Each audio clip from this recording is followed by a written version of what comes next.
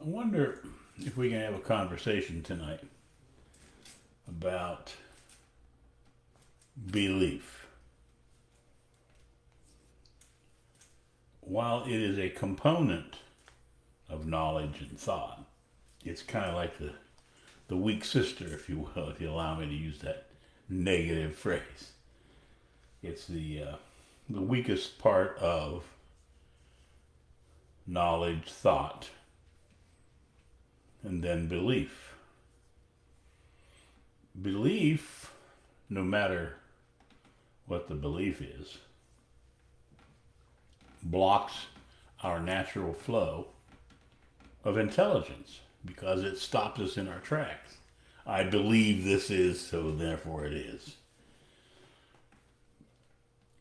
If something is true and you believe it, that makes it a lie because you put something between what is true and you, which is obviously the something is belief. If you happen to have a right arm, do you believe you have a right arm or do you just have a right arm? Belief comes in and is only used, if you will, with things that aren't real. That way they can have things like faith and hope and charity and all the other nonsensical things of the dream world. So if we can take a look at this word, which is actually a track called belief, perhaps we can discover something about ourself. Because you see, if you believe something,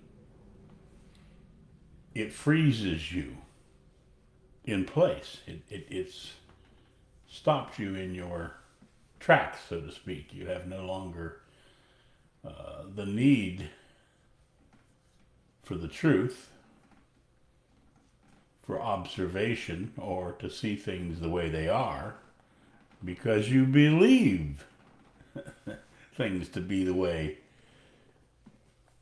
you believe they are. You believe there's, who knows, there's, you believe you're the most beautiful, important, smartest, all of those things person. You believe there's a sky fairy up there who's going to save your life. You believe that there's going to be the rapture. They're going to come down and strip your clothes off, I guess, and take you up to a place where there's gold brick roads and a guy in a white robe. And there's all sorts of...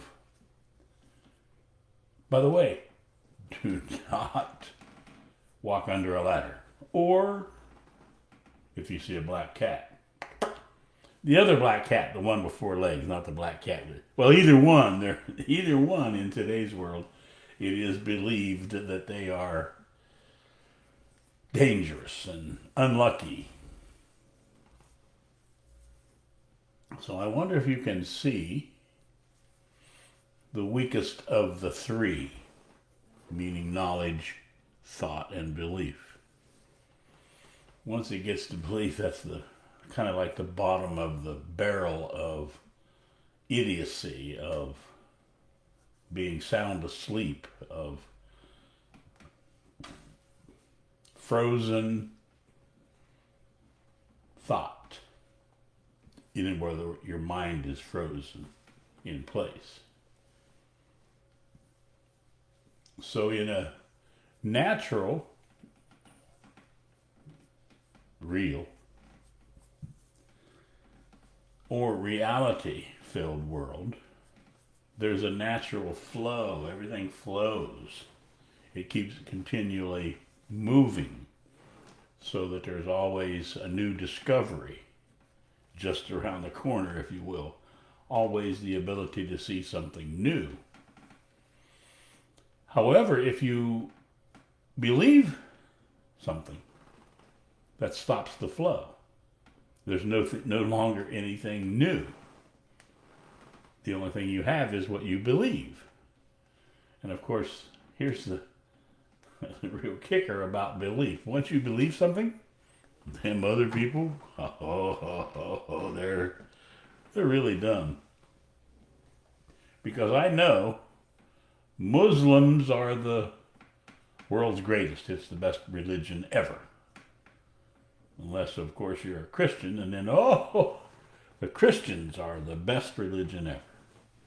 Unless you're a Mormon, wait a minute, there's 4,200 of the best religions, so I think I better stop there. Anyway, I make myself real unpopular when I do these. I've moved into a real silly phase of what I've been doing for 40 years. I'm speaking with myself so that somebody can hear what I'm saying. So if you believe something, please consider this possibility. You are frozen in time. If you believe a 2,000-year-old fellow hanging from the cross is still alive and he's your Lord and Savior, then you are frozen the last 2,000 years. And all you're doing is repeating them round and round and round and round you go. Where you'll stop, nobody knows, because you're going round and round. So, is it possible for us, you, me, like the world, the people on planet Earth? Here's my question. Is it possible to live outside of the box? I threw that one in there because everybody talks about living outside the box. Outside of belief. Outside of thought. And outside of knowledge. If you consider this possibility of living outside of belief, which is the lowest form of slime, and then thought, which invented that slime, and then knowledge, which is the place it's all held. If you can consider negating that, then suddenly you will create the possibility for the discovery of creation, intelligence, truth. That package could be called, I don't want to use this word because people get all wrapped up in it, but that could be called love. Creation, intelligence, and truth could be called love. Knowledge, thought, and belief could be called a trap. A trap that when you fall into it, which we did thousands of years ago, as I said the other day, we left the Garden of Eden. We ate the fruit of knowledge, and we've been stuck in that old boy ever. Can you imagine being stuck in the middle of an apple for thousands of years? Damn. That's where we are. Now, would you consider the possibility to take a look within yourself and negate every belief you have, every one of them? But now, consider this. There is one thing that cannot be negated. One thing. And that's the truth. The truth can never be negated. It can grow, it can move, it can manifest, it can become a blossoming thing like a flower. But it can never be negated because it's real.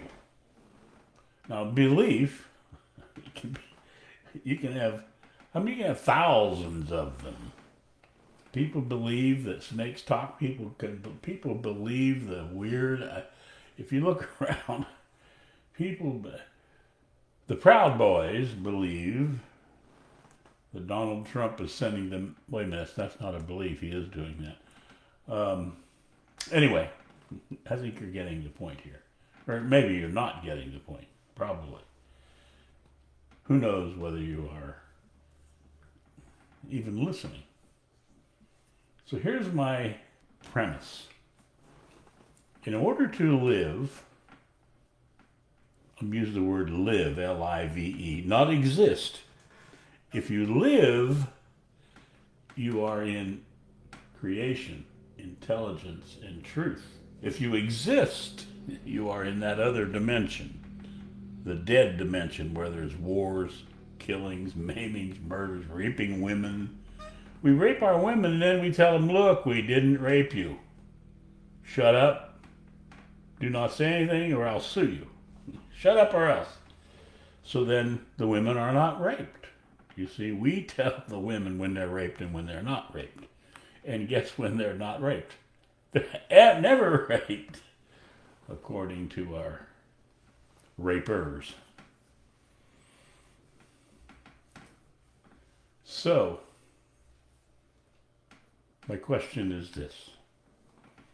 Do you have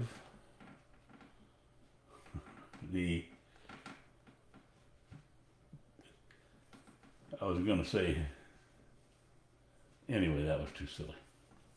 Do you have what it takes to take a pounding? You see, they always talk about how balls are so strong. Do you have the balls? But, you know, you kick a guy in the balls and then say, do you want another kick? No, never ever will they take another one.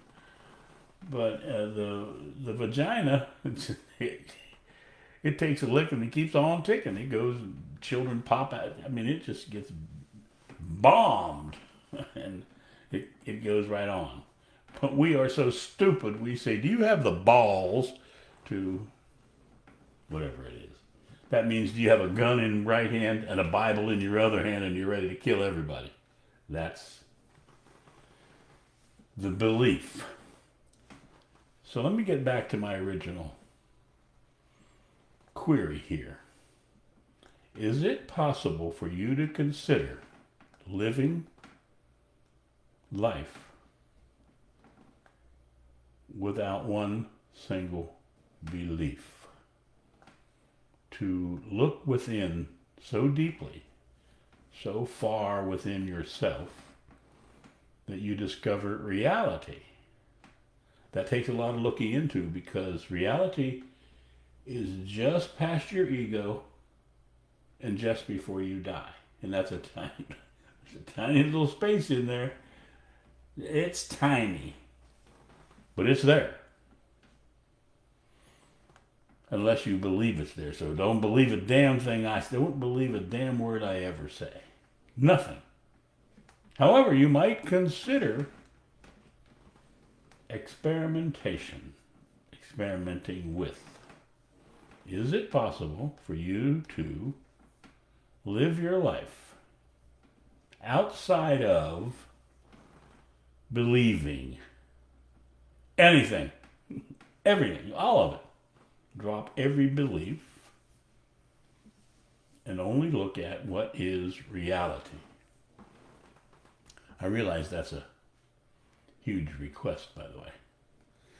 All right. It's 14 minutes and 6, 7, 8, 9. A little too long. The attention span is short when people believe things. A perfect life is sent to each. If you care to perhaps add a dimension to our conversation, maybe put a comment in the comment section or send ewjones@cox.net an email, or in the message section under Edward. Anyway, you probably won't do that. Good night.